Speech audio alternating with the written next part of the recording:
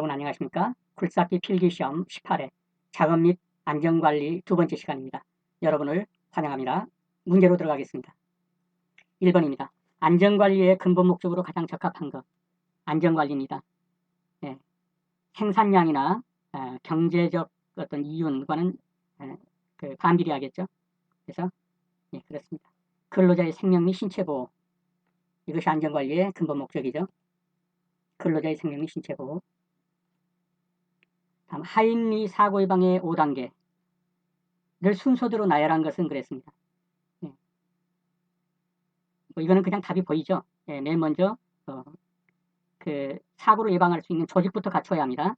그리고 그 사고가 난 그 팩트 가지고 평가 분석하고 어떻게든 시정책을 선정하고 그걸 적용해 보는 것.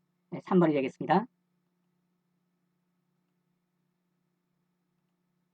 하인리 재예방 5단계는 1단계가 안전관리 조직을 만들어야 합니다. 2단계가 사고가 난 것에 대해서 그 사실을 발견하고 분석해 봐야 합니다.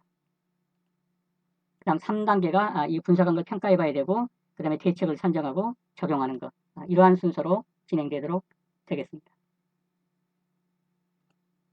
3번입니다. 사고의 원인 중 가장 많은 부분을 차지하는 것은 사고의 원인 중에서 가장 많은 부분을 차지하는 것. 정답은요? 그렇죠.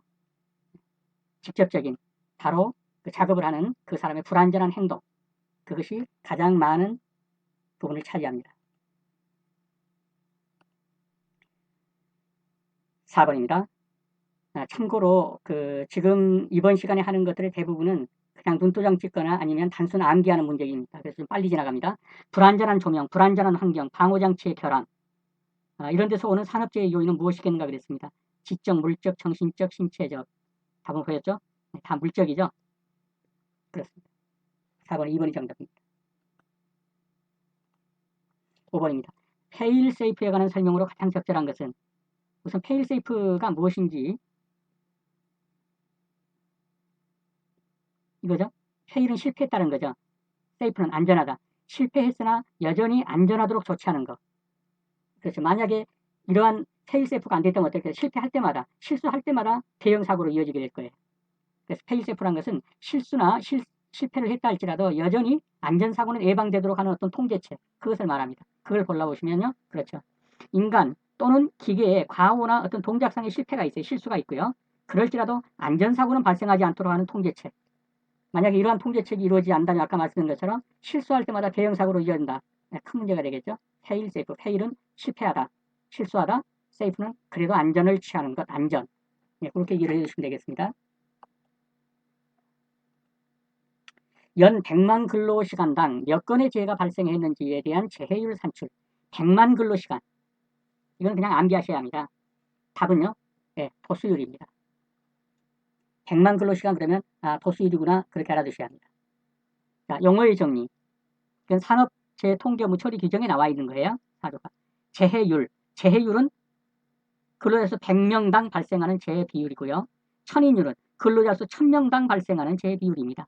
도수율은 조금 전에 봤듯이 100만 근로시간당 시간입니다. 발생하는 건수. 강도율은 강도가 세냐 약하냐에 사고는 났는데 그것이 잔잔한 사고냐 아니면 좀 큰 사고냐 이거는 모릅니까? 근로 일수, 일 못하는 날짜, 근로 손실 일수로 환산한 이러한 것들을 가리켜서 뭐라 그럴까? 강도율이라고 해요.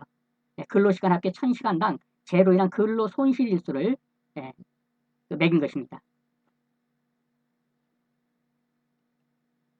다음 그림의 안전표지판이 나타내는 것은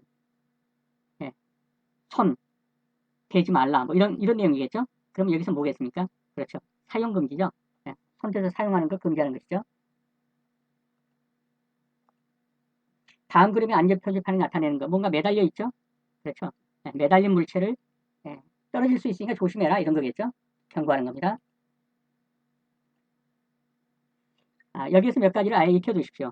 여기서 보는 요거는 출입금지입니다. 이거는 보행금지 그냥 아시겠죠. 이거는 차량 통행금지. 차량이죠. 이거는 사용금지 좀 전에 봤고요. 이거는요 뭔가 타려고 하죠. 탑승금지입니다.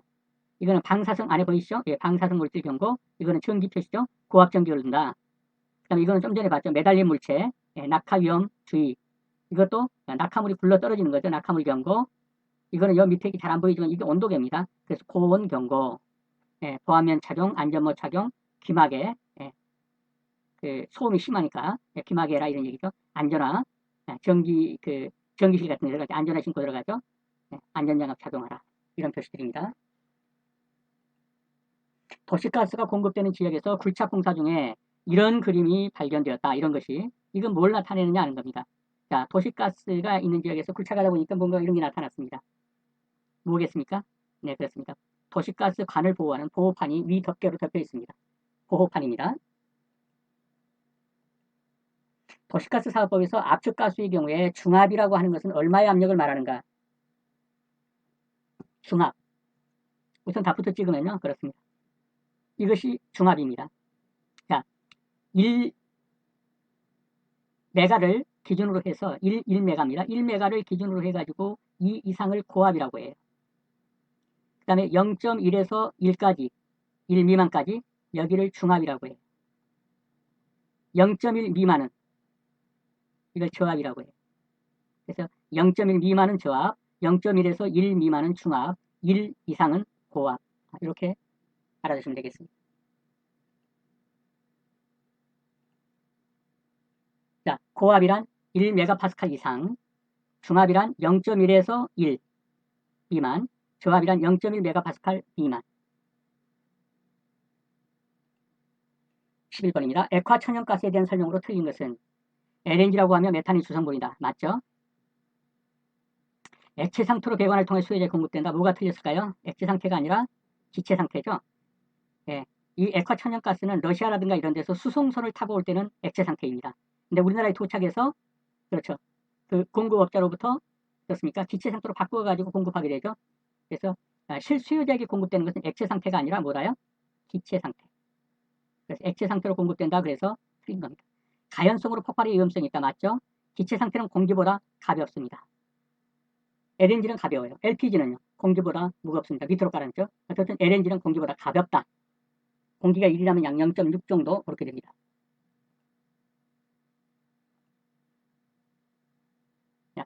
LNG는 주로 도시가스 연료고요. LNG, 예, 리퀴파이드 내추럴 가스라고 액화천연가스입니다. 그리고 LNG는 비중이 공기 0.6배예요. 가볍죠. 열량, 그 다음에 네, 그 정도 알아두시면 되겠어요. 그래서 어떻든 기체 상태로 배관을 통해서 수요자에게 공급됩니다.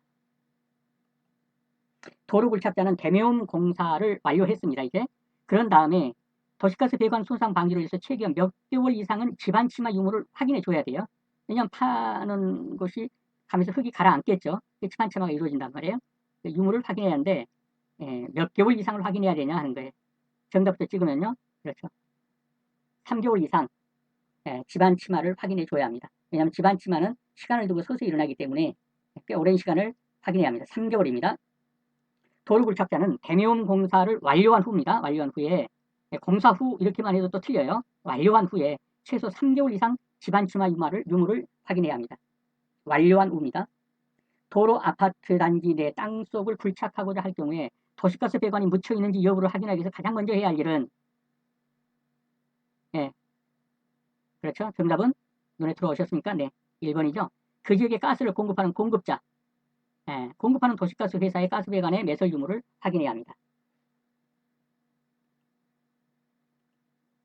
14번입니다. 도로상의 가스 배관이 매설된 것을 표시하는 라인마크에 대한 설명으로 틀린 것은 도시가스라 표기되어 있으며 화살표가 표시되어 있다. 맞죠? 분기점에는 T자형 화살표가 표시되어 있고 직선 구간에는 배관 길이 50m마다 한 개 이상 설치되어 있다. 맞습니다.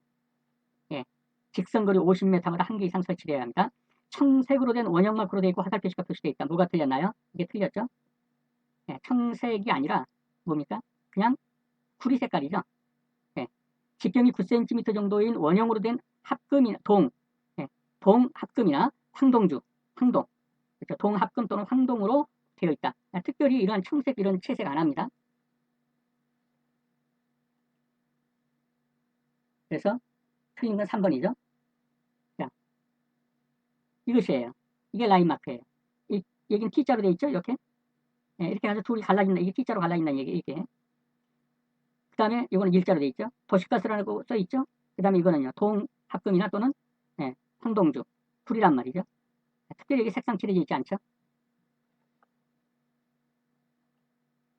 그림과 같은 시가지의 배전솔로에는 보통 몇 볼트의 전압이 인가되고 있는가? 이런 도로상에 있는 큰 전봇대 여기에 흐르는 전류가 몇 볼트입니까? 그렇죠. 22,900볼트입니다. 엄청난 전류가 흐르고 있습니다. 이것이 이제 변압기를 통해서 가정에 250볼트로 들어오고 또 산업용으로는 380볼트로 들어가고 이러는 거겠죠. 어떻든 이 고압 전선에 흐르는 전류는 얼마나요? 22,900볼트입니다. 가스 배관용 폴리에틸관의 특징으로서 틀린 거. 자, 폴리에틸관. 이런 것은 대부분 뭡니까? 일광과 열에 약합니다. 그래서 오랫동안 일광적이면 푸석푸석하게 되죠. 지하 매설용으로 주로 사용합니다. 그렇죠. 일광이 없는 이런 곳. 예, 거기에 들어간 부식은 잘 안 되기 때문에 맞습니다. 잘 되지 않습니다. 도시가스 고압광으로 사용된다. 틀렸습니다. 이 자체로는 특별히 이 노출광 같은 경우에 일광과 열에 약한데 여기다 도시가스 보니까 큰일 나죠. 다만 어떤 조치를 하면 사용할 수 있다고 되어 있어요. 다른 뭐 강관으로 싸든지. 한번 보죠. 도시가스 고압관으로는 사용할 수 없습니다. 폴리에틸관입니다. 자, 이것도 법의 별표 5에 나와 있는 거예요. 가스용 폴리에틸관은 노출 배관으로 사용하지 아니할 것. 다만 지상 배관과 연결을 위해서 금속관을 사용해서 보호 조치를 했다면 지면에서 30cm 이하로 노출해서 이렇게 사용할 수는 있다. 그래서 부득이한 경우에 어떤 조치를 해가지고 사용할 수는 있지만 그 자체로서 폴리에틸관은 노출 배관으로서의 가스용 공급관으로는 사용할 수 없다라고 나와 있습니다. 항파기는 원칙적으로 가스 배관과 수평거리 몇 미터 이상 되는 곳에 설치해야 되는가? 항타기가 어떤 것입니까? 파일 박는 기계죠. 가스 배관과 몇 미터 이상의 거리를 둬야 합니까? 그렇습니다. 2m 이상의 거리를 둬야 합니다. 이것이 원칙이에요. 근데 만약에 2m 이내로 할 경우에는 특별한 경우에 할 수는 있습니다. 그럼 다음 문제에서 볼게요. 부득이한 경우를 제외하고는 부득이한 경우는 있어요. 항타기는 가스 배관으로부터 수평거리로 2m 이상을 유지해줘야 합니다. 정답은 2번입니다. 가스 배관과의 거리 몇 미터 이내에서 파일 받기를 하고자 할 때, 즉 항타기를 사용합니다. 도시가스 사업자 EP와의 시험 굴착을 통하여서 가스 배관의 위치를 정확히 해야 한다. 가로 안에 들어갈 알맞은 말 몇 미터냐 이거죠. 원래는 2m 이상을 띄어서 항타기 작업을 해야 되는데 2m 이내에도 할 수 있는데 그때는 뭐 하라는 거예요? 도시가스 사업자 EP하라는 거예요. EP하에. 도시가스 사업자의 EP하에서 시험 굴착을 통해서 가스 배관의 위치를 정확히 해야 된다. 그래서 2m입니다. 원래는 2m를 띄워야 되는데 2m 이내라도 도시가스 공급자의 입회하에서 하는 부득이한 경우가 있다 이 말입니다. 자, 도시가스 사업자는 굴착 예정 지역의 매설배관 위치를 굴착 공사자에게 알려줘야 되고 굴착 공사자는 매설배관 위치를 매설기간 무엇의 지면에 무슨 표시로 페인트 표시를 해야 된다. 이 땅 속에 어딘가가 지금 묻혀 있어요. 그러면 어디에다 표시하겠어요? 바로 이 직상 여기다 표시를 하는데 어떤 표시를 하느냐는 거예요. 모든 도시가스 배관은 어떤 색이에요? 황색입니다. 황색. 배관도 황색이고 표시도 뭘로 해야 합니까? 황색으로 해야 합니다. 통일되어 있습니다. 적색 아닙니다. 황색입니다. 그래서 바로 직상부에 여기에 묻혀 있으면 이 직상부 이 땅에다가 표시를 해주는 거예요. 뭘로요? 황색 표시로 합니다. 20번입니다. 가스 도매 사업자의 배관을 시가지의 도로 노면 밑에 배설하는 경우 도로 밑으로 들어갑니다. 이때 노면으로부터 배관의 외면까지 몇 미터 이상 배설 깊이를 유지하는가? 단 방어 구조물 안에 설치한 경우를 제외한다. 자, 도로를 통과하거나 이 도로 밑으로 들어갑니다. 그 도로로부터 몇 미터 이상 이하 그 밑으로까지 가야 한다는 얘기예요. 네, 답은요? 그렇습니다. 1.5m. 1.5m보다 더 깊게 내려가야 한다는 거예요. 더 얕게 들어오면 안 되죠. 1.5m 이상. 이게 도로입니다. 차단위는 이걸로 1.5m 이상을 더 들어가라는 거예요. 속으로. 정답은 1.5m입니다. 네, 여러분 수업하시느라 수고 많으셨습니다. 다음 시간에 다시 뵙겠습니다.